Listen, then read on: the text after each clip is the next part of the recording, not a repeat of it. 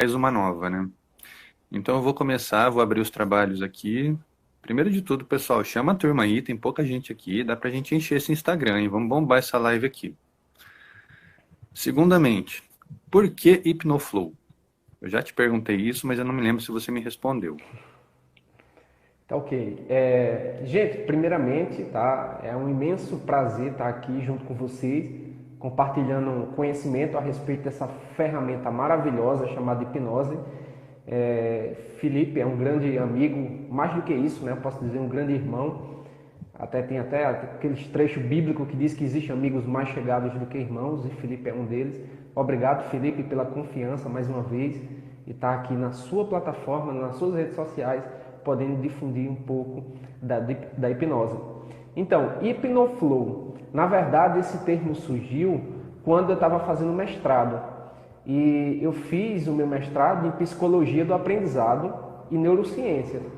Então, eu tinha pouco referencial teórico brasileiro. Aí eu fui buscar uma referência de um Mas você já trabalhava com psicólogo. hipnose ou foi antes? Eu já estava começando a trabalhar com a hipnose. Já estava começando, mas assim, eu estava naquela fase de iniciante, de assistir vídeos na internet, aquela coisa toda. Não tinha nenhum curso, não tinha a prática. Eu era um hipnólogo. Eu era aquele cara que estudava hipnose, mas não praticava. Aí eu fui para o mestrado no tempo. E eu tive contato com um autor chamado Mihaly Csikszentmihalyi. É difícil o nome, né? Depois você vai ter que escrever esse palavrão pra gente, hein? Pois é. Mihaly Csikszentmihalyi, ele é um psicólogo húngaro que ele propaga a teoria de flow. E o que seria flow? Depois eu descobri que flow é o que a gente chama de hipnose. É foco, concentração, engajamento. Flow, Felipe, é aquele momento do teu dia que você está tão engajado em uma atividade que você esquece as outras coisas à sua volta. Parece que nada mais faz sentido. Então você que está assistindo essa live, eu sei que tem alguma coisa que você faz durante o dia que ela é tão boa, tão prazerosa que você esquece as coisas à sua volta. Isso é o estado de flow. E o interessante, Felipe, que ele começou a estudar antes tinha guerras. Por quê? Mesmo com pessoas, famílias destruídas, grande quantidade de morte, ele percebia que aquela população ainda era feliz. E ele se perguntou como é que a população pode estar feliz no meio do caos, família morrendo, tudo dando errado. Então eles perceberam que aquelas pessoas que estavam passando por aqueles momentos difíceis, em alguns momentos do dia, eles estavam fazendo algum tipo de atividade que eles estavam tão engajados que ocupava a capacidade cerebral apenas com aquela atividade e eles esqueciam dos problemas e das coisas à sua volta. Então a ideia de flow é isso, é uma ideia de êxtase, é uma ideia de foco, atenção, engajamento total. E o mais interessante nas pesquisas dele, Felipe, ele chegou a comprovar que quando a gente está fazendo uma atividade que é prazerosa, a gente ocupa tanta capacidade cerebral que não há mais espaço de você ocupar com outra tarefa. É por isso que você esquece da hora, é por isso que você esquece de comer. Você vê, por exemplo, uma criança jogando videogame, deixa ela passa o dia todo, porque ali é um flow. Então, essa ideia de foco, engajamento, enfim, eu usei muito essa teoria de flow no ensino de biologia, que quando eu criei o canal da hipnose, eu digo flow. Flow ficou marcado. E flow é o que a gente chama de foco, atenção, concentração, engajamento. Então, hipno vem da hipnose mesmo. Então, essa é a história do nome hipnoflow. Flow é uma teoria proposta por esse psicólogo húngaro. Você lembra mais ou menos a época dele? Década de 50, década de 40? Cara, eu acho que é por aí, 60, 50, 60. É interessante porque nesse mesmo período a psicologia passou por uma grande reformulação. Então faz sentido essa teoria, porque a psicologia, ela sempre teve três premissas. Eu até falei um pouco disso na minha live de psicologia positiva. Era trabalhar o potencial humano, melhorar a qualidade de vida e tratar dos transtornos mentais. Só que no pós-guerra, o que se evidenciou? A doença mental das populações, os problemas sociais, as diferenças, né, estruturais entre os países. Então, a psicologia, por necessidade, ela começou a se adaptar e se especializar no tratamento dos transtornos, e os outros dois foram deixados de lado. Então, assim, é como se a psicologia tivesse sendo um terço do que ela poderia, e os outros dois tivessem sido deixados. Ah, não é o foco agora, falar em foco, né? Não é o foco agora, então vamos tratar no problema, depois a gente levanta esse pessoal. E só na década de 90, a gente está falando aí de 50 anos de intervalo entre um e outro, né? Que a psicologia resolveu resgatar esses dois lados. Voltar a falar do potencial, voltar a falar da qualidade de vida, além dos transtornos mentais. Então, assim, se você pegar todos os estudos desse período dentro da psicologia, foi totalmente voltado para os transtornos mentais, para diagnóstico, para psicodiagnóstico, para tratamento de populações, mas nunca no sentido de melhorar, no sentido sempre de voltar para o indivíduo. Então, assim, essas pessoas que investiram realmente em manter esse lado da psicologia se destacaram enormemente no período, como é o caso dele, né? Ele fez um trabalho aí de resgate desse potencial muito grande através desse flow. O interessante, Felipe, é que ele fez uma pesquisa com diversos tipos de profissões diferentes, com músicos, com artistas, com pintores, com as diversas áreas. E ele tinha um questionário que ele fazia, ele tinha um bip que acionava, que quando os caras estavam nesse estado de êxtase focado, ele dava um sinal pro cara lá. Então ele tinha um controle das atividades que os caras estavam fazendo que proporcionava prazer. E depois eles pediram para que esses profissionais classificassem como eles descreveriam esse estado. Aí não existe uma única definição. Né? O flow é como se fosse o Só para eu apanhar. entender, as pessoas sabiam que vinha esse bip? Era parte do questionário ou era de surpresa? Não, não, era intencional. É tipo assim, eu tô aqui durante o meu dia, o que é que eu tô fazendo, o que eu tô curtindo pra caramba, uma coisa que eu tô engajadão. Então, por exemplo, eu tô aqui fazendo Uhum. essa live aqui, show de bola. Então aqui eu aciono isso como se fosse uma atividade que me traz prazer. Então ele começou a mensurar quantas vezes isso acontecia, o porquê, qual era o nível, pedia para você classificar sei lá, vou dar um exemplo, de 0 a 10, o quanto isso era prazeroso. E ele começou a ver que. Aí depois ele foi pro lado da neurociência mesmo, né? Ele fez essa Mas parte era uma de. coisa mais para ele, não era tanto para a pessoa perceber o bip. Exatamente, É isso? é mais Ah, para tá. ele, é mais para ele. Aí cada um classificava esse estado de uma forma diferente. Um chamava de êxtase, outro chamava de foco, outros chamavam de engajamento. Então o flu é um apanhado de tudo isso, que é o que a gente Uhum. propaga na hipnose, né? O que é que a gente Sim. propaga na hipnose? Que para a hipnose acontecer tem que ter engajamento, tem que ter foco, tem que ter concentração. Não que o cara tem que ser Uhum. mega concentrado, não é a concentração que a gente fala dos estudos, mas é essa concentração de você pelo menos prestar atenção naquilo que eu estou transmitindo para você. Esse é o tipo de concentração. Que é muito comum a gente dizer assim, eu acho que eu não vou passar pela experiência de hipnose não, que eu não sou bom de concentração. Pô, você está conseguindo me entender? Você está escutando o que eu estou falando? Tô, então você passa pela experiência. Essa é a concentração mínima. E tem gente que acha que tem que ter uma mega concentração, tem que ser excelente nos estudos para poder passar pela hipnose. E outra coisa, Felipe, ele Uhum. começou a estudar até que ponto o dinheiro trazia felicidade. Foi outro tópico da pesquisa dele. Então, ele chegou à conclusão que, beleza, se a falta de dinheiro traz infelicidade, existe um ponto que ele até desenvolveu um gráfico que diz até aqui o dinheiro traz felicidade. Se você passar desse ponto, o dinheiro não traz mais felicidade para você. Então, se a falta de dinheiro traz infelicidade, que a gente já sabe, mas tem um ponto que vai trazendo a felicidade, vai trazendo, aí chegou nesse ponto aqui, você já está ganhando muito dinheiro, já atendeu todas as suas necessidades básicas que você consegue fazer, né? Se alimentar, segurança, a pirâmide de Maslow, né? Conforto, segurança, Uhum. moradia, enfim, aquela coisa toda. Você tem uma certa liberdade financeira para fazer o que você quiser, ir e vir. Pronto, a partir daqui para cima não existe mais felicidade. Aí já começou a elencar casos de falta de felicidade, mesmo tendo muita grana. Então é interessante essas pesquisas dele, porque ele mostra toda essa questão do desenvolvimento humano, né? Uhum. Interessante. Como se fosse uma curva, né? Então, a pessoa com pouco dinheiro, ela não é feliz, conforme vai aumentando, ela vai Vai ficando mais aumentando. feliz, e chega um ponto, ela começa a ficar infeliz de novo. Exatamente. Eu vou dar um exemplo. Por exemplo, você não tem um violão. Você quer aprender a tocar violão, você não tem um violão. Você compra Uhum. o primeiro violão. Seu nível de felicidade é muito alto. É muito alto, porque você tem um violão. Só que você tem um violão de entrada, um violão amador. Só que agora você quer trocar por um violão mais profissional. Esse nível de felicidade, ele não vai ser tão alto como você ter ganhado o primeiro violão, um exemplo. A mesma coisa, você não tem um celular. A felicidade de ter um celular é muito alta. Depois que você troca por um mais novo, você fica feliz, mas não é aquele nível de felicidade tão grande quanto você não tinha. Então ele começou a É por isso que você tem, mensurar. por exemplo, os artistas que guardam lá a primeira guitarra que tocou, o primeiro violão, a primeira gaita, né? O cara tem vários lá no repertório, mas tem aquele que é o especial, né? As origens, como tudo começou. As origens.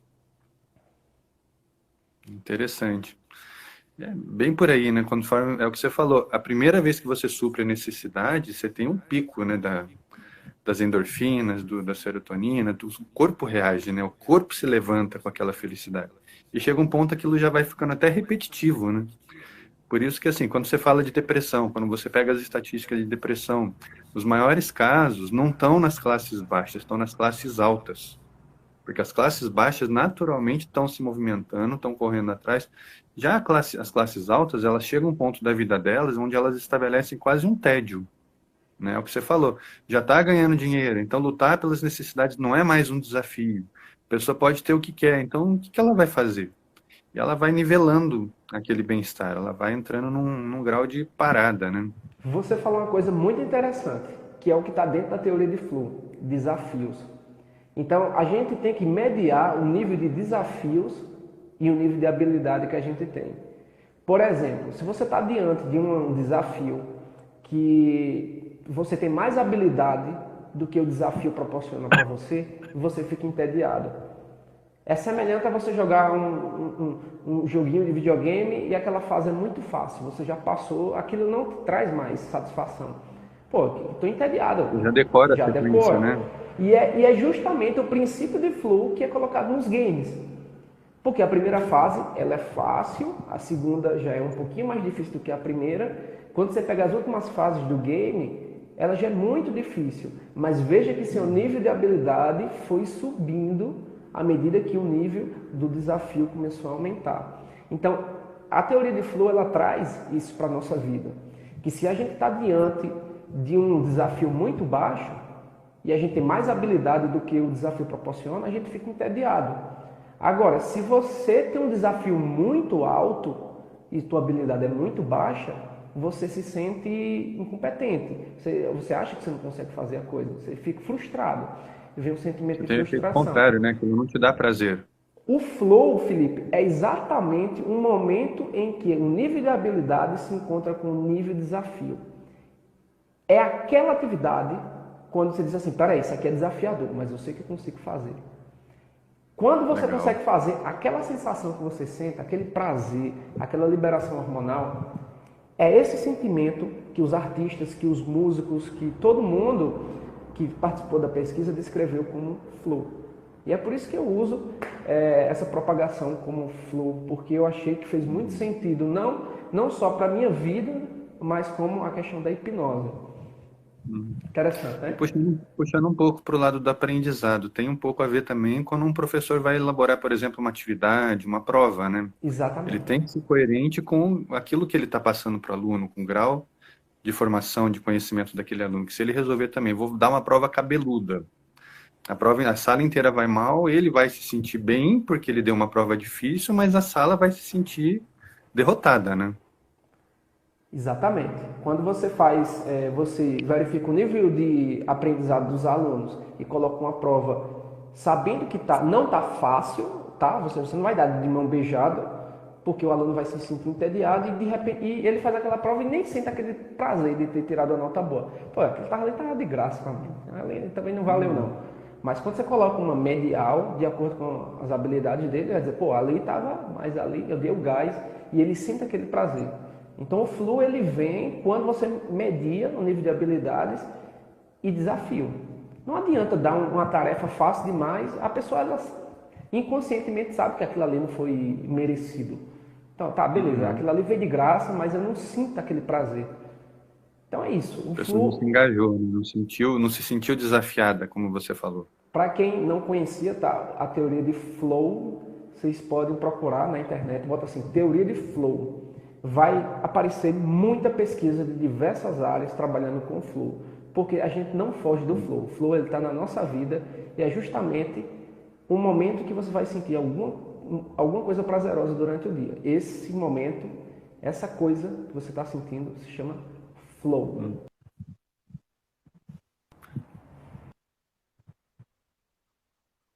Acho que o Bruno hipnotizou o celular dele, tá engasgando, hein?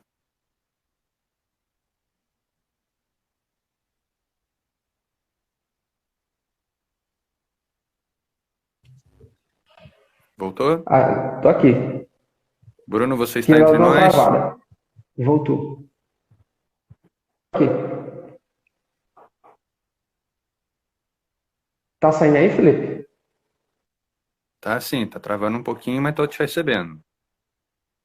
Um pouco de interferência aqui nos canais. Agora voltou. Então vamos lá, gente, vamos abrir um pouquinho algumas perguntas. A gente recebeu algumas coisas no privado que a gente quer trazer para vocês aqui, perguntas que se repetem muito, né? Algumas por curiosidade, outras pelo diferencial daquilo que a gente vê. Por exemplo, uma coisa que me perguntam bastante na para quem não lembra, né, eu trabalho com a parte de hipnose para terapia e o Bruno trabalha com a parte de ensino, com a parte de entretenimento, com a parte de street, né? Por sinal tem um curso vindo aí, né, Bruno? Nesse Tem. sentido, mas depois a gente fala desse curso. Vamos segurar um pouquinho aqui, deixar o povo curioso, levantar essa audiência aqui. Hipnose e hipnoterapia com crianças. É uma coisa que muita gente pergunta. Se é possível, se não é possível, se é a mesma coisa. Eu já escutei, inclusive, de terapeutas que falam que não é possível. Porém, eu já fiz hipnose com crianças nos resultados muito bons. Óbvio, a gente tem que mudar muitas coisas, muda a rotina, muda o repertório, muda a forma de você trabalhar com a criança. Não é aquela coisa dialética, né, de você chegar com a proposta, a pessoa vai te devolver, você vai estabelecer o rapport, pré-talk, indução, você não vai fazer aquela coisa linear, porque a criança não é linear. O pensamento da criança vai e vem numa velocidade assombrosa. Então você não pode entrar numa rotina de querer levar a criança para o momento onde ela já está. Eu, pelo menos na visão clínica, o que eu percebo é que ele exige muito mais sensibilidade do terapeuta de perceber onde está essa criança. Aquela coisa que a gente falou da linguagem verbal, auditiva e sinestésica, com a criança fica muito evidente, né? E ela se entrega. A criança é um serzinho que na hipnose ela se entrega. Mas ela também perde o interesse muito rápido. Se você não souber manter, se você segurar a onda, se você tentar ir muito devagar, a criança vai dispersar. Pelo menos na clínica é o que eu percebo. Como é que você sente isso na parte de entretenimento, na parte de palco? Já hipnotizou criança? Excelente pergunta, Felipe. Então vamos começar da parte ética. Já começa pela parte ética. Primeiramente, no street, a gente não hipnotiza crianças sem o consentimento dos pais. Então, às vezes, a gente está numa rotina de rua, está hipnotizando lá a galera, e de repente chega algumas crianças, até alguns jovenzinhos mais adolescentes e tal, e pede para passar pela experiência. Aí eu digo, beleza, tudo bem, mas você está com alguém aí, com você está com um responsável maior? Se sim, aí eu faço a rotina, tá? Depois da autorização, e a criança, você tem que entrar no mundo dela. Não adianta, eu já vi várias pessoas tentando hipnotizar crianças e falhou feio. Por quê? Porque criança é criança. Não adianta você usar uma linguagem para adulto conversando com a criança. Você tem que entrar no planeta dela. Vem aqui, vamos fazer uma brincadeira aqui contigo que envolve nossa imaginação. Coloca as mãozinhas aqui. Então você vai falando como se você estivesse falando com seu filho, cara. Não adianta você tentar hipnotizar uma criança usando uma linguagem de adulto, no street, certo? Então, no street você tem que entrar no universo dela, até porque a criança ela tem um fator crítico totalmente rebaixado. Na verdade, ela ainda está no processo de construção de um fator crítico. Quanto mais velho a gente fica... Entre aspas, é mais fácil, né? Porque no adulto você perde muito tempo passando pelo fator crítico. A criança, ela já tem ele baixo. Se ela vê Exatamente. uma brincadeira, ela vai de cabeça, né? Ela mergulha. Quando eu faço hipnose para criança, eu não faço pre-talk. Não gasta, como você falou, a criança ela perde o interesse rápido demais. Então, se você não vai chegar para uma criança e dizer assim, ó, vou explicar o que é hipnose, não vai rolar. Você chega assim, ó, você quer participar da experiência contigo? Quer participar? Então, vamos fazer um exercício que envolve a imaginação da gente. É boa de concentração? Sim? É? Você consegue imaginar isso? Fecha os olhinhos, fecha os olhinhos. Consegue imaginar uma maçã? Consigo. Isso, vai imaginando essa maçã. E você vai brincando. Eu digo, abre os olhinhos. Isso. Olha só o que aconteceu. Então, você vai usando essa linguagem para a criança. E, inclusive, você utiliza coisas que a criança gosta de ouvir. Super-heróis, o artista famoso que ela mais curte. Por exemplo, o interessante, Felipe, é que os pais que me pedem para hipnotizar a criança. Então, eu nunca chego para hipnotizar a criança. Nunca é meu objetivo chegar para hipnotizar a criança.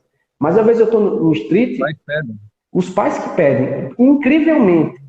Então, veja que o cenário da hipnose já está totalmente mudando, né, o quadro. Porque antes eu pensava que o pessoal ia dizer assim, eu vou colocar meu filho para passar por uma experiência dessa. Então, eu estou fazendo lá com as pessoas na rua, os pais verificam e a criança fica dizendo, eu quero passar pela experiência. Então, aquele pai que tem um nível de instrução maior, diz assim, dá para você fazer com meu filho? Aí, geralmente, as crianças querem conhecer Felipe Neto, Lucas Neto, quer conhecer um super-herói. Então, é muito fácil. Então, você não vai trabalhar, não vai fazer hipnose com criança da forma convencional que a gente faz. Aquelas etapas. Pre-talk, pseudo-hipnose, indução, aprofundamento. Nada disso eu faço com criança. O fator crítico dela já está rebaixado. Eu não preciso ter essa resistência de convencer a criança para baixar o fator crítico. Então, eu já automaticamente entro no loop hipnótico e alimento o loop hipnótico e os fenômenos hipnóticos vai acontecer.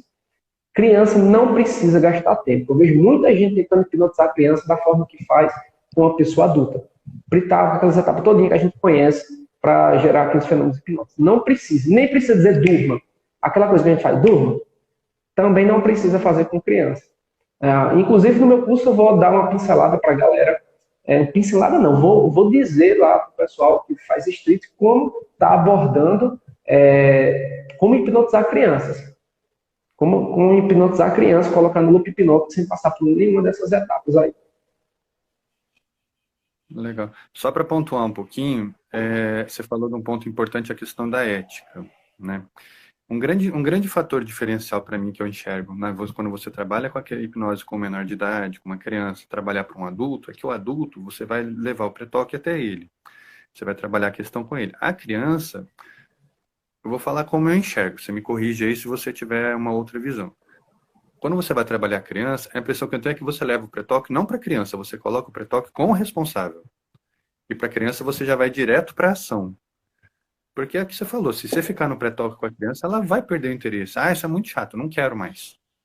Que criança é assim, né? Quero, quero, quero, você começa a dar atenção para ela. Ah, não quero mais, agora eu quero fazer outra coisa. Principalmente porque, por que a maior parte dos pais trazem a criança, no caso, para terapia? Talvez no street tenha um pouco isso por trás também. Geralmente é hiperatividade, é agitação, é ansiedade, ou é alguma coisa mais pontual que ele nunca teve a coragem de levar a criança numa terapia, né? Aquela famosa, o Zé falou lá atrás uma frase que passou batida, mas não passou batida não, Zé, eu ia voltar a ela. Que muita gente ainda enxerga na psicologia como coisa de doido, por conta daquela história que eu falei, dela ter abandonado o lado do bem-estar e adotado uma postura exclusiva para os tratamentos. Da mesma forma, eu acho que um hipnoterapeuta sofre um pouco desse preconceito também, porque ele é um terapeuta. Então as pessoas ainda herdam um pouco isso da psicologia. Ah, não, terapia é para maluco. E na verdade a pessoa não entende que é o contrário, que a terapia é para a pessoa não ficar maluca. Então assim, eu noto muitas vezes que a pessoa traz o filho para uma terapia, leva o filho, por exemplo, para um street, no pretexto dele participar indiretamente, sem colocar esse rótulo nele. É uma tentativa de generalizar do tipo, eu não sou maluco, mas eu tô aqui para experimentar. Então esse mais ainda está implícito, mas está caindo um pouco essa coisa de hipnose é coisa de maluco, hipnose é bruxaria, hipnose é isso, hipnose é aquilo, né? Pelo menos eu sinto muito isso nesses momentos de hoje em dia. E a pandemia nesse ponto ajudou, né? Porque muita gente está procurando para trabalhar ansiedade, para trabalhar medos, para trabalhar insegurança, porque antes você saía de casa e se distraía. Agora não, você tem que ficar em casa. pelo menos a maior parte das pessoas, né? Então, assim, como lidar com uma coisa que você não consegue fugir? Então, a pessoa recorre à hipnose, recorre à meditação, está recorrendo muito à terapia. Eu estou vendo uma inversão de valores, aí as pessoas estão entendendo, então serve para isso também. Você nota também essa inversão? Como é que está isso aí nesse universo aí do street? Também está bem Felipe, afetado, né? exatamente. Eu dei uma parada de fazer street assim nas praças, onde tinha muita movimentação. Mas eu continuo fazendo ainda assim de forma individual, né? Com alguém que chega para mim e diz assim, ei, eu quero passar pela experiência. Então eu faço muito na academia, que é um ambiente que sempre eu tô lá, então é um canto que você faz amizade muito rápido, o pessoal sempre está pedindo, né? E geralmente quem pede para fazer experiência são pessoas que não acreditam. Então no street é sempre assim. A 90% das pessoas que querem passar pela experiência são céticos. São céticos, são pessoas que querem te desafiar. São pessoas que querem dizer assim, faz em mim aí para ver se essa hipnose funciona. E como todo bom hipnólogo, como todo bom hipnólogo, a gente tem uma carta na mão para poder hipnotizar mesmo aqueles que são descrentes. Então, se ela acredita ou não, para mim não tem diferença. Vai funcionar Então, do mesmo. antes de você continuar, já vou jogar a próxima pergunta. Como hipnotizar as pessoas difíceis? Difíceis, eu tenho que entender qual é essa definição de difícil. Difícil em que sentido? De querer estar me desafiando, por exemplo, é isso? Ou a pessoa ela não quer se permitir? Acho que é um pouco dos dois, né? A Dos pessoa dois. tem a resistência, né? A pessoa não entende o que está acontecendo, acha que é brincadeira, acha que é combinado. Principalmente, é o que eu mais escuto. Não, isso é combinado. Aí quando a pessoa vem para o contexto da clínica, que ela vê, pô, é só 2 pessoas, por que ia combinar um negócio desse? É. Aí aquilo meio que cai, né? Então, quando a gente está no street, Felipe, é um verdadeiro laboratório para quem faz hipnose, tá? Então, se você que está assistindo aí, você é da clínica, Cara, se tá você... dando um oi para você aí, oi todo mundo aí que está entrando, chama os Olá, amigos que a gente já Araceli. tem tempo para responder pergunta. Então, se você é da clínica, nunca fez street hipnose, faça. Porque ali é um verdadeiro laboratório para você conhecer diversos tipos de pessoas. E tá com desafios. Porque assim, na clínica, você vai atender pessoas que já conhecem a hipnose. Né? A pessoa ela já vai te procurando para resolver um problema. Na rua, não. Na rua, a gente vai com a cara e a coragem para hipnotizar pessoas que você nem conhece, que ela nunca ouviu falar de você e que a maioria delas não acredita naquilo que você faz. Então, a habilidade que você ganha de persuasão, a habilidade de rapport, aquela capacidade de você entrar no universo da outra pessoa e puxar ela para o teu mundo, você fica muito bom na tua linguagem. Porque hipnose, acima de tudo, é isso, a linguagem. É linguagem, é comunicação. É a capacidade de você fazer com que o outro te enxergue como alguém semelhante a você. Então, Felipe, o que é que eu faço? Eu estou fazendo hipnose na rua e tem alguém que chega assim e faz, ei, velho, tá hipnotizando essa galera aí de mente fraca? Quero ver tu me hipnotizar? Faz aqui comigo. O pessoal tem tudo mente fraca aí, faz aqui comigo. Então, esse famoso desafio é aquele cara que você não vai dar atenção para ele. Porque esse é o cara que vai contaminar toda a hipnose. Tá? Ele diz, valeu, velho, eu não consigo mesmo não, valeu, tchau. Pronto. Agora, se chega uma pessoa resistente nesse ponto aqui, Felipe, que é um ponto de ignorância, você percebe nitidamente que o cara não sabe nada do que é hipnose e nem vai valer a pena explicar para ele. Agora, quando é uma pessoa que você julga que vai valer a pena explicar para ele, a gente diz assim, eu acho muito interessante, mas eu não consigo acreditar nisso não. Sei lá, sei não, eu só acredito se for comigo. Esse tipo de pessoa, aí você vai investir tempo nessa pessoa. Aí você, vem cá, deixa eu tirar tuas dúvidas. Na tua cabecinha, o que é hipnose?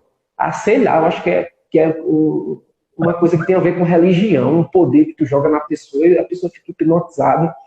Sei lá, eu tenho medo de não voltar, de contar meus podres. Então, você vê que quando ela abre a boca para falar o que é hipnose, você já identifica quais são as crenças limitantes dela.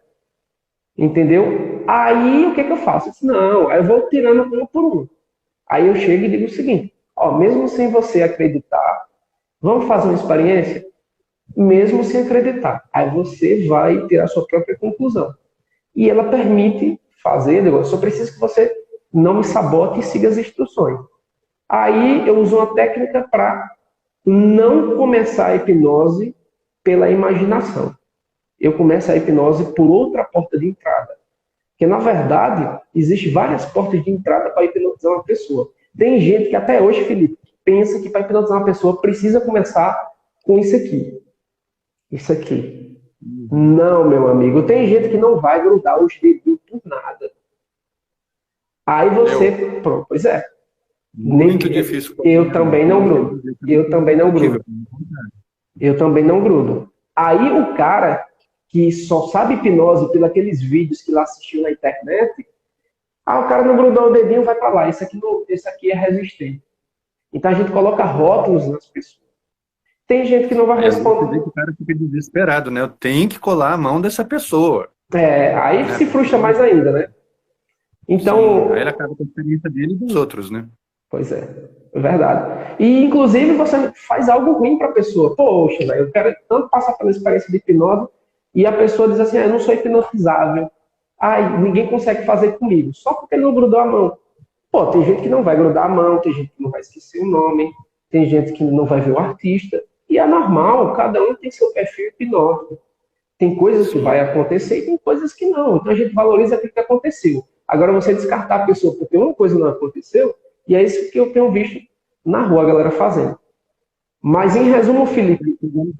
O gancho, eu acho que é por isso que é tão difícil a gente falar, que nem algumas pessoas querem... Muita gente pergunta até, existe uma escala de suscetibilidade, do mais suscetível para o menos suscetível?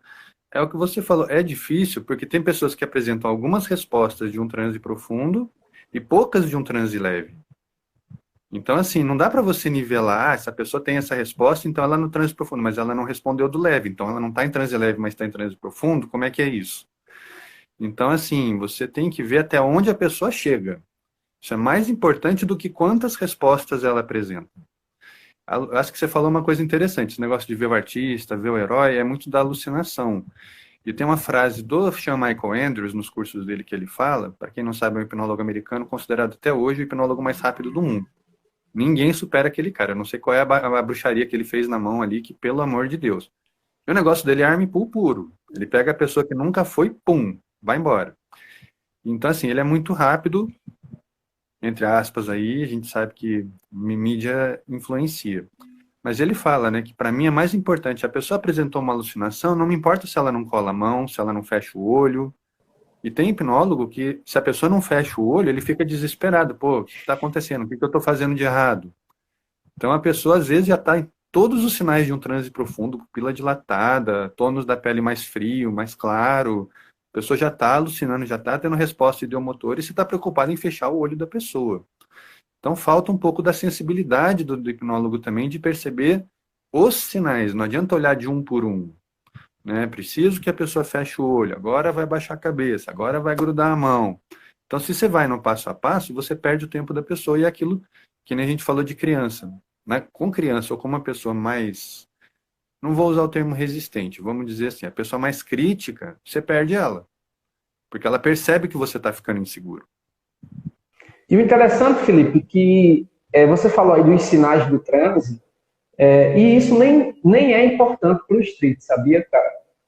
Não importa se os olhos estão trepidando, se a pessoa fechar os olhos, ela já começa aqui, ficar assim, trepidando, a temperatura começa a mudar, ela começa a deglutir mais rápido.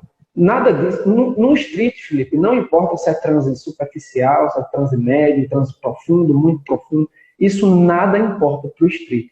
Porque o fenômeno hipnótico, ele não vai acontecer por causa de níveis de transe. O fenômeno hipnótico vai acontecer por causa de uma coisa chamada loop hipnótico. Então, na rua, se você souber colocar o cara no loop hipnótico rapidamente, e é isso uma das coisas que eu tenho feito e que a galera tem se interessado muito, mas ainda não conseguiu sacar. Tem gente que está perdendo muito tempo fazendo hipnose, conversando coisas que poderiam ser otimizadas. Mas isso você só vai começar a saber quando você começar a fazer, praticando. Como é que você vai ter a certeza que você vai ser um bom hipnólogo, um bom hipnotista, Se você só fica teorizando, aí eu li 50 milhões de livros de hipnose, beleza, foi pra rua? Fui não. Cara, vai pra rua. Você nunca vai se sentir preparado o suficiente. Começa a fazer. Mostra, vai com aquela história assim, vai com medo que a coragem te acompanha no caminho. Agora, só não demonstra esse medo. Porque hipnose envolve uma coisa chamada autoridade. Se a pessoa vai perceber, se a pessoa vai perceber, vai. por exemplo, se eu não confiar em Felipe, como é que eu vou me submeter a uma terapia com o Felipe se eu não tenho confiança em Felipe? Vou nada, cara. Eu sei lá se esse cara sabe o que ele está falando aí. Então para você hipnotizar uma pessoa na rua, ou ela vai com tua cara, ou ela não é hipnotizada. Então já é uma dica muito boa aí, Felipe. Às vezes, essa pessoa resistente, a hipnose ela falha por causa disso. Por exemplo, eu, pessoalmente, tenho pessoas que eu não tenho empatia. Eu não tenho empatia. Eu olho para aquela pessoa, inconscientemente já me dá aquele ranço, não tem? Dizer assim, cara, não sei porquê, mas inconscientemente já não vou na cara dessa pessoa. Então, não, o santo não bateu. Todo mundo tem isso. Todo mundo tem isso. Ou isso que já é intrínseco de você, porque não bateu mesmo, ou que foi construído. Essa imagem. Então, às vezes eu estou fazendo hipnose numa roda de amigos, e tem amigo que diz assim, hipnotiza fulano. Aí eu já disse, mano, logo fulano. Então, a hipnose ela não vai rolar. Porque você primeiro precisa ir para depois conduzir. Na verdade, quando eu hipnotizo uma pessoa, eu me coloco no estado hipnótico também. Eu acho que o Felipe também faz isso na terapia. Você tem que ir junto, você tem que ir primeiro para depois, né, conduzir. É assim que funciona na clínica também, né, Felipe? Exatamente. Eu falo que é dar as mãos. Ou a gente vai junto ou a gente não vai a lugar nenhum. Exatamente. Vou pegar o gancho que você falou da importância do looping hipnótico. Tem uma pergunta aqui da Toque de Cor, que ela perguntou, auto-hipnose pode ser usado para eliminar maus hábitos? Eu acho que isso tem tudo a ver com looping, né? Manda bala aí, depois eu vou na sequência aí. Então, a definição de hábito nada mais é do que repetições de coisas que você faz conscientemente ou inconscientemente. Então, hábito é uma coisa que se repete. E tudo que se repete tem a ver com loop. É um processo de retroalimentação. Então, tudo que você faz, se você para para pensar, todo seu dia ele é um pequeno ritual. Eu aposto que você toma banho lavando as mesmas partes, na mesma sequência, todos os dias. Se você não parou para prestar atenção, quando você for tomar banho, você vai ver que você vai começar lavando do mesmo jeito, entrando debaixo do chuveiro do mesmo jeito. Isso é um hábito. Se você escova todos os dentes antes de dormir, então isso é um hábito. Então os hábitos eles são construídos e são desconstruídos. Então se você tem algum vício, algum momento aquele começou com um hábito que foi se fortificando cada vez mais até gerar no vício. Então, como é que a gente obtém um novo hábito? Fazendo a coisa certa e repetindo ela várias vezes. Essa é a maneira. Então, O hábito vem da repetição. Você vai repetindo até que você não precisa mais pensar para fazer. Exatamente. Você vê que você está fazendo, né? Então, por exemplo, se você... Seja tanqueira, seja qualquer tipo de mau hábito que a gente tem. Roer unha, puxar cabelo, né? Brincar de enfiar as coisas na boca, tem gente que fica roendo na ponta da caneta, né? Então, assim, você não percebe. Quando você percebe, ou você já está fazendo, ou você já fez. É aquela famosa pessoa que está de dieta, começando uma dieta. Ah, vou parar aqui que eu estou com fome no meio da rua, vou tomar um cafezinho. Quando ela percebe, ela já tomou o cafezinho, comeu um pão de queijo, comeu um salgado, e ela pensa, mas eu não estava com fome, eu só queria um café. Interessante, Felipe, que isso que você falou, ela tem a ver justamente com esse loop. Porque as pessoas, eu acho que você escuta muito isso na clínica. Tem gente que quer ajudar a pessoa, mas de forma errada, acaba puxando o tapete. Ah, você para parar de fumar, você tem que querer. Ah, para você emagrecer, você tem que querer. Meu amigo, querer não serve para muita coisa. Preste atenção no que eu estou falando. Querer não serve para muita coisa. Esse querer que você tem, ela é guiada por uma energia de alta intensidade, mas de curtíssima duração.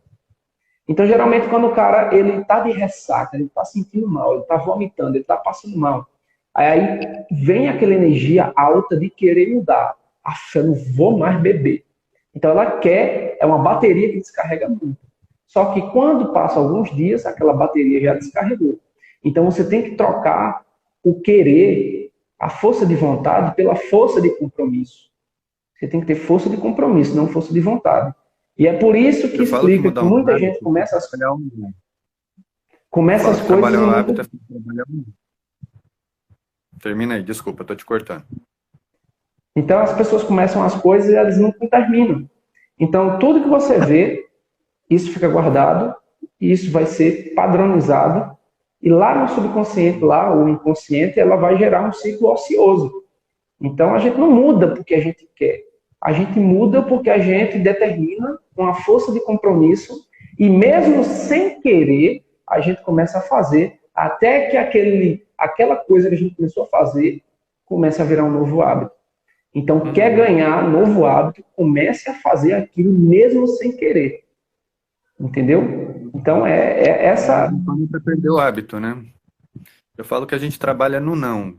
Que nem, vamos pensar a pessoa que quer parar de fumar. Ela não pode pensar, eu tenho que parar de fumar. Ela tem que pensar o quê? O que ela, não é o que ela vai tirar do repertório dela, é o que ela vai colocar.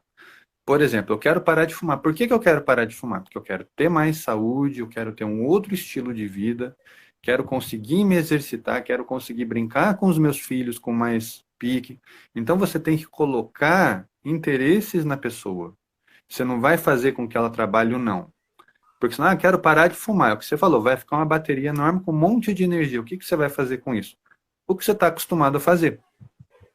Então, vou parar de fumar por um tempo. Daqui a pouco vem aquela gana, vem aquela ansiedade, eu vou fumar um só. Quando você vê, já foi um maço inteiro. Por quê? Você não colocou nada no lugar. Então, trabalhar um hábito, respondendo um pouquinho, também ajudando aí na toque de cor, você tem que fazer uma transição. O que você quer perder e o que você quer ganhar. Mesma coisa emagrecimento. Eu quero perder peso. Por que você quer perder peso? É por estética? Ah, não, é porque eu quero ter mais saúde, eu quero ter mais pique, quero usar roupas melhores, quero conseguir fazer um esporte. Então a pessoa vai te dando interesses, eu estou falando agora na linguagem mais da clínica, tá?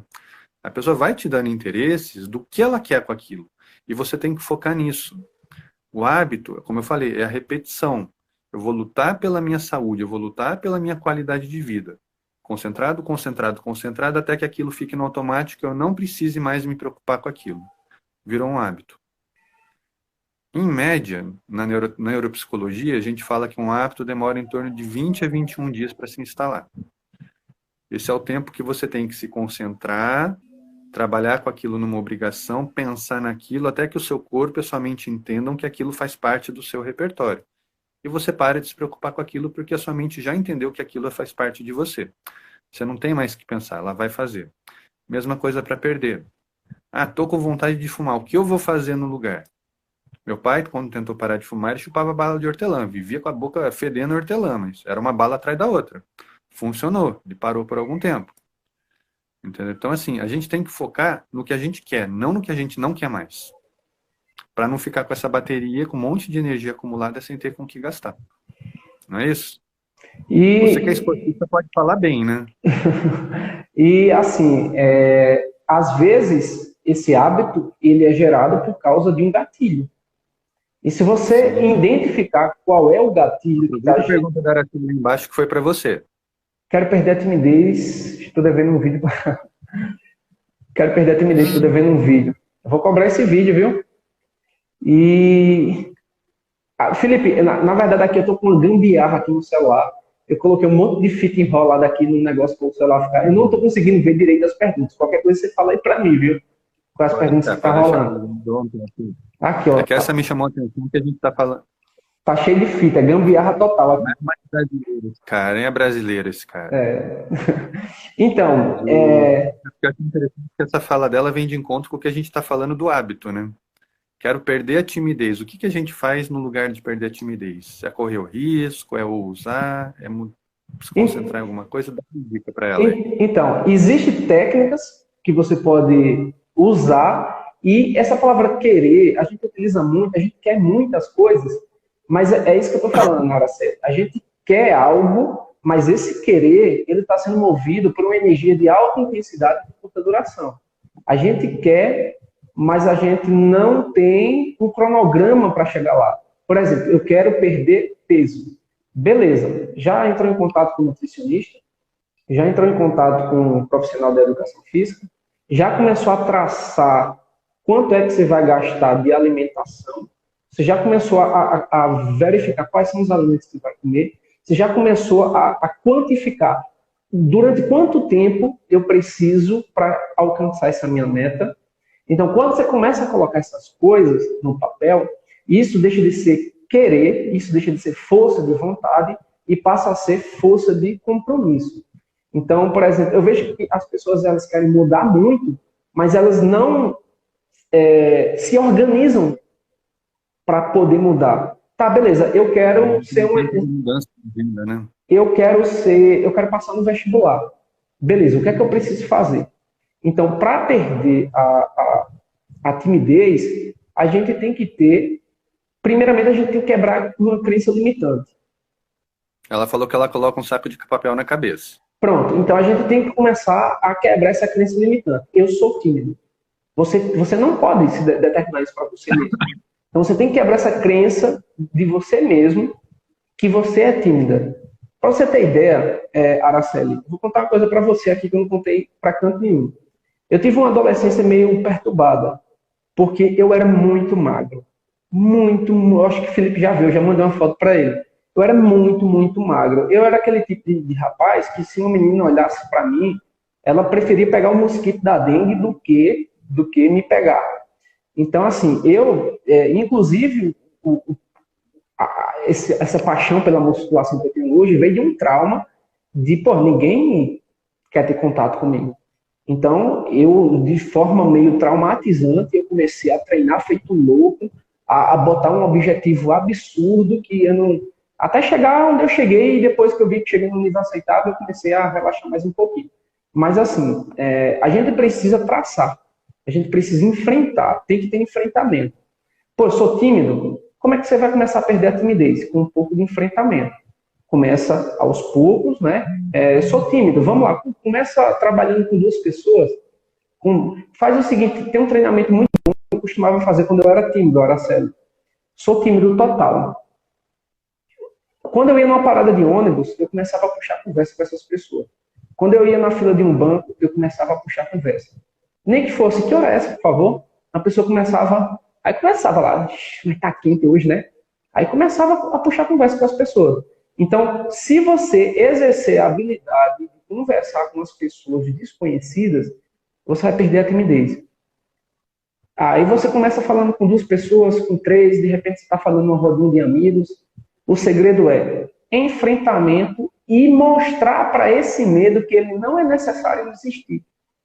Porque, vamos lá, eu sou totalmente tímido. Eu começo conversando com uma pessoa só desconhecida. Sei lá, na fila de um banco, na rua e tal. Uma pessoa que você julgar que essa pessoa é legal para você conversar. Certo? Porque, cuidado para não pegar um desconhecido que não vale a pena, né? Uma pessoa que você nem conhece e pode ser uma pessoa que pode fazer mal. Mas uma pessoa que está num ambiente assim meio familiar que você não conhece muito. Puxa a conversa. De repente, se tiver duas pessoas, começa a puxar duas. Então você já saiu de uma e foi para duas.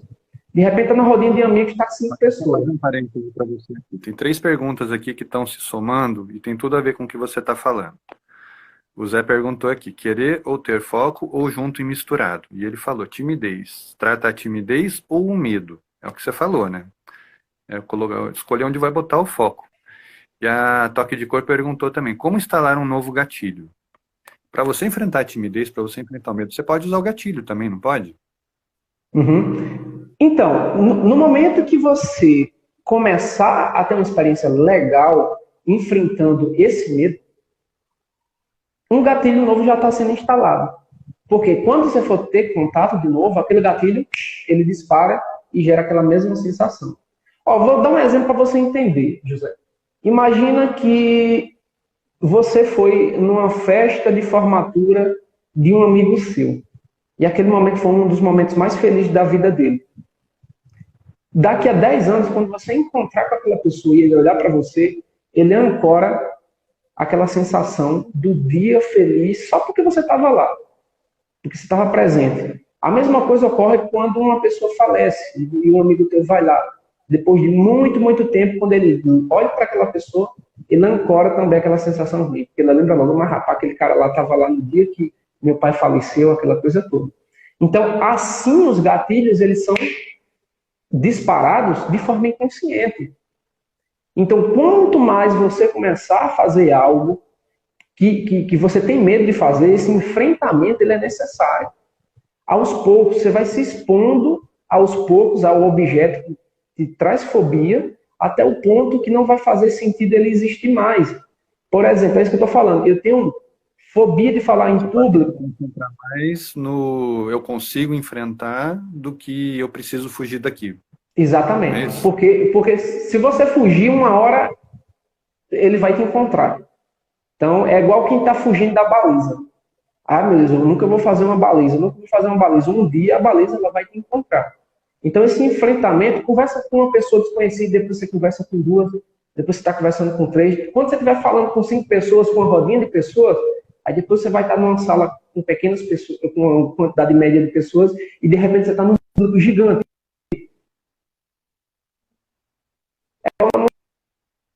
E quando começa a ficar bom, o homem trava.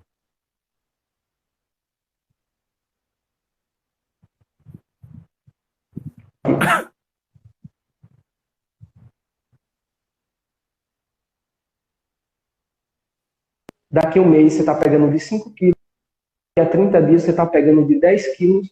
A mesma forma é a construção desse novo ato. Essa perca desse medo, ela pode ser construída dessa forma, com enfrentamento. Lógico, não chega logo enfrentando uma grande multidão, já que você tem, por exemplo, timidez. Então, chega com uma pessoa, depois duas, depois três, depois uma pequena galera, e de repente você vai perceber que você já criou um novo hábito e aquele medo que antes você tinha, você não tem mais. E isso foi o que aconteceu comigo, Felipe. Hoje eu sou um cara, eu não tenho problema com o público, eu amo estar em público, eu amo ser o centro das atenções, num bom sentido, eu amo estar falando para grandes multidões, mas eu já fui um cara muito tímido. Além de ser muito tímido, muito inseguro, porque eu não gostava do meu corpo, ninguém queria ter contato comigo, as pessoas não me davam credibilidade, então eu tive que trabalhar isso com enfrentamento. Eu disse, peraí, ou eu vou fugir minha vida toda nisso daqui, e eu fugindo eu não vou conseguir resolver. Será que as pessoas não te davam credibilidade ou você não se dava credibilidade e via isso nas pessoas por conta da timidez, né? Cortou aqui, cortou. Repete. Será que as pessoas não te davam credibilidade ou você, pela sua insegurança, pela sua timidez, não se dava a credibilidade, então você via nas pessoas essa dúvida que você sentia? É o que o Zé falou aqui, ressignificar, e o Bruno travou de novo. Ressignificar os medos funciona ou é algo mais específico? É um pouco dos dois, né? Tá, travou aqui geral. Então, eu peguei uma parte. Eu acho que os dois, Felipe. Eu acho que, pela coisa assim, insegura, as pessoas não me davam credibilidade. Então, se eu não confiava em mim mesmo, como é que as pessoas iam confiar em mim? Se eu não me dava credibilidade, como é que as pessoas iam ver isso em mim? Então, foi coisas que eu comecei a trabalhar na minha vida, né? Comecei a me apaixonar por desenvolvimento pessoal, e eu percebi que se eu quiser mostrar uma autoridade para as pessoas, eu tinha que começar a trabalhar em mim mesmo. Então, foi isso que eu comecei a fazer. Então, assim, eu acho que é uma dica bem interessante para você. Começa a se expor aos objetos que te causam medo, vagarosamente, até que o medo não vai ser mais necessário existir aí. Então, essa é uma dica poderosa para que você possa perder o medo, certo? A gente vai enfrentando e quando você vê que você conseguiu, teve um resultado positivo, aquilo vai gerar uma emoção, aquilo vai gerar uma química no teu corpo. Aí você fez uma, duas vezes, poxa, não é tão difícil assim. Então você vai começar a gerar mais dessas químicas e ao ponto aí que você está palestrando para multidões, está no meio do street lá, conversando com a galera, Mas isso aqui é só uma das técnicas. Existem várias abordagens. Essa aqui é uma mais, né? Enfrentamento. Sim. Bruno, eu vou te cortar que daqui a pouco temos os últimos minutinhos aí, daqui a pouquinho o Instagram vai entrar no reloginho de corte nosso aí. Mas a gente tem que marcar outra live, cara. Vamos ver se a gente marca uma só para falar de timidez, que o povo gostou aí das perguntas, o povo tá mandando ver nas questões aí. Vamos marcar um outro dia aí pra gente continuar essa conversa aí. Tá ok, tá ok. Se deixasse aqui, eu passava o dia todo aqui, Chico. Aqui é um Ah, é estado só de flow. o Instagram não deixa, né? Fala um pouquinho do seu curso, tem um minutinho aí para falar, chamar a turma aí para te conhecer melhor. Fala aí das suas redes sociais. Então, gente, para quem tem interesse em fazer hipnose de entretenimento, divertir os amigos, a família e conhecer a hipnose, né? Que você vai aprender hipnose do zero. Então, vai rolar um curso dia 19 a 21 de dezembro, ainda mês que vem, só que as vagas já estão quase completas. Se você tiver interesse, ainda tem algumas vagas e é só acessar o link da bio no meu perfil. Entra no meu perfil, tá lá a descrição. Qual Aí que é o tem, perfil que você tem dois? Até eu fico doido te procurando de vez em tá quando. nos dois, o link tá nos dois. Você pode acessar em qualquer um, tá nos dois. Aí você vai entrar no grupo do WhatsApp. Aí quando você entrar nesse grupo do WhatsApp, eu te mando todos os detalhes do curso, tá? Tudo que vai rolar no curso. Então, depois que o pessoal efetivar a inscrição do curso, eles vão ser direcionados para um grupo VIP. Além do curso, eu vou te acompanhar numa mentoria pessoal durante 2 meses, certo? E vai ter muito benefício que eu vou trazer para a galera que vai fazer esse curso. Então, o curso lá está bombando, a galera já está fazendo inscrição, só tem poucas vagas. Se você tiver interesse em fazer tudo aquilo que eu faço nos meus vídeos, quem me conhece, assiste meus vídeos, eu vou te ensinar a fazer o que eu faço. É exatamente isso. E quem não conhece, assiste também que vai se divertir. Diversão garantida aí. Olha aí, ó, coisa legal. A pessoa colocou aqui, mano, que live, tava precisando ouvir isso. Aí, quanta sabedoria e gratidão. É isso aí, Simone. Começa a colocar em prática e a gente tem que perceber que mesmo com medo, faz que a coragem te acompanhe no caminho. Quanto mais você se expor gradativamente àquilo que te traz medo, uma hora tua mente vai entender que não faz sentido existir mais. Porque você enfrentou, venceu, sentiu uma química gostosa, você vai querer fazer mais, vai sentir mais química gostosa e de repente uma grande fobia que você tem, na verdade ela foi embora. Foi assim que eu comecei a perder medo de altura. Eu sou socorrista, eu tive que fazer um treinamento em rapel, fobia total ali, mas eu comecei a me expor lentamente àquela altura, até que minha mente entendeu que aquilo ali não faria mais sentido eu ter medo, porque eu estava com os equipamentos e tudo, e eu comecei a fazer. Eu sei que dá medo se expor ao medo, mas é dessa forma que ele não vai fazer mais sentido existir, certo? Então, a gente entende que precisa mais dele, né? Exatamente, a gente não precisa mais dele, na verdade. Então, um abraço aí para todos vocês. Felipe, muito obrigado mais uma vez, como é que eu posso dizer? Pela confiança. E sempre que você precisar de mim, você sabe que eu estou aqui. E para você é o cara que eu dou sim, sempre que você quiser. Valeu, meu irmão. E valeu aí pelo tempo, pela oportunidade, pelos ensinamentos. O povo tá adorando o aprendizado aqui. Vamos marcar outras lives, cara. Vamos juntar essa turma aí, vamos expandir esse conhecimento. Quem ainda não conhece, procura esse cara aqui. Fera, baita professor, baita socorrista, galã. Detalhe que eu tô caído aí de Clark Kent, galanzão. Gente, vou ficando por aqui. Muito obrigado pela presença de todos. Quem tiver pergunta, alguma coisa que passou batido a gente não respondeu. Mayra, você falou que travou lá atrás, você não entendeu uma das respostas do Bruno. Manda nos comentários que ele responde para você e a gente vai dando continuidade aí. Infelizmente, é o que o Bruno falou. Por mim, ficava o dia inteiro aqui, mas o Instagram daqui a pouco vai cortar na metade. Então, gente... Vamos marcar o próximo, né, Felipe? Opa, bora lá. Vamos agendar essa turma, vamos juntar essa turma aí. Acho que timidez o povo quer saber mais, medo a gente pode a gente pode abordar também como você estudar pouco e aprender muito. Que eu trago algumas dicas essenciais durante todos os meus anos de vivência, né, de professor na sala de aula. Eu já percebi que não adianta você encher muito a tua cabeça. É melhor ter uma cabeça bem feita do que ter uma cabeça cheia. Então isso é para qualquer coisa na tua vida que você for estudar. Não adianta passar 10, 15 horas por dia lendo as coisas, assistindo coisas, se você não tem uma metodologia de estudo e você não sabe como fazer a coisa. Então, para tudo na vida tem técnica. Se você quiser, Escutou, Rafael? Essa foi para você. então a gente volta aqui, né, Felipe, e discute sobre isso, porque tudo na vida tem uma técnica. Então, quem sabe a técnica tem um excelente desenvolvimento. Quem não tem, fica no ciclo, na corrida dos ratos, correndo, correndo, correndo, igual um hamster e não sai do lugar. Então, Uhum. é isso. Vamos expor novos temas aí. Quem tiver sugestão, manda aí para o Bruno, manda para mim. Quem tiver perguntas, vai mandando, a gente vai respondendo na medida do possível. E vamos continuar, cara. Vamos marcar a próxima logo, que tô doido para voltar a te encher o saco aí.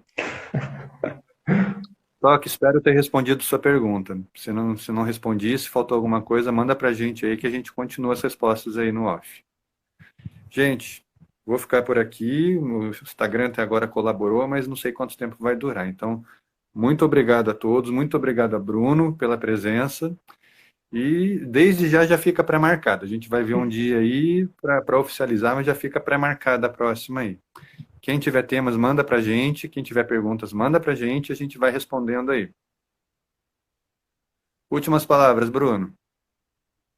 O poder está na mente de vocês. Ó. 3, 2, 1, durma.